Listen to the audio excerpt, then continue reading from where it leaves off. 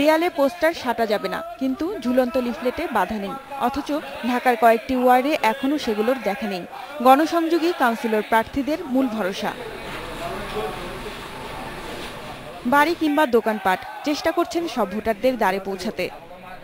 ধানমন্ডিকে বাসযোগ্য অর্থাৎ এই ধানমন্ডিকে আবাসিক চরিত্র বজায় রেখে আমরা এখানে যেমন পরিবেশ ঠিক রাখা, এখানে যানজট সমস্যা এগুলি সব কন্ট্রোল করব।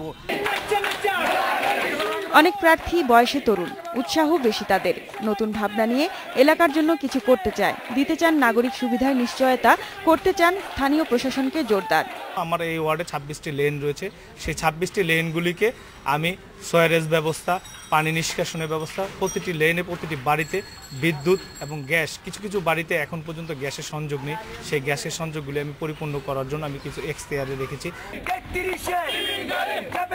ড্রেনেজ ব্যবস্থা, পানি, বিদ্যুৎ, গ্যাস সহ নানা দিকে ভুগছে নগরবাসী।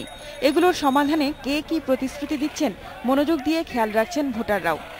দীর্ঘদিন এই এলাকার কোনো নাই, কমিশনার নাই, তারপরে ঢাকা সিটির মেয়র নাই, যে জন্য কাজগুলো পেন্ডিং আছে, এই কাজগুলো সমস্যা হবে ইনশাল্লাহ। এলাকায় প্রচুর অপরিকল্পিতভাবে প্রচুর কাজ হচ্ছে, কিন্তু এই কাজগুলোর সমাধানের জন্য আমাদের এলাকায় ভালো একজন কমিশনার দরকার। আমাদের এলাকায় যারা গণ্যমান্য ব্যক্তিবর্গ আছেন এবং আমাদের যারা বয়োজ্যেষ্ঠ আছেন তাদের মূলতই অভিজ্ঞতাটা আমি কাজে লাগাতে চাই এবং তাদের পরামর্শ এবং আমার মাঠের পরিশ্রম, এই দুটা সমন্বয়ে আমি এলাকাবাসীর জন্য কাজ করতে চাই।